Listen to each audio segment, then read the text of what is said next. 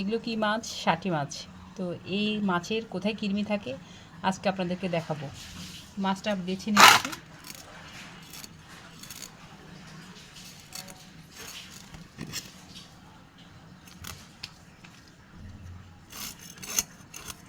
একটা মাছ আপনাদেরকে কেটে দেখাবো যে কি কোথায় মাছটার কৃমি থাকে। ষাটি মাছের, বা আমরা তো ষাটি মাছ বলি, অনেকে টাকি মাছ বলে।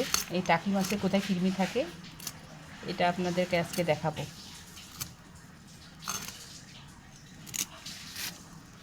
মাছটা হয়ে গেল আমার মাছটা।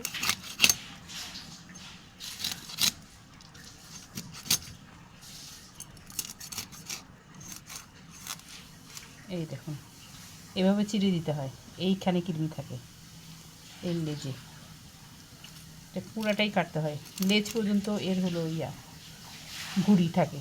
এই যেখানে কৃমি থাকে, এই দেখুন এখানে কৃমি থাকে এগুলোতে।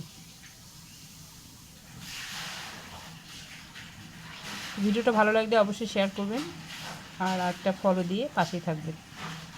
আল্লাহ হাফেজ।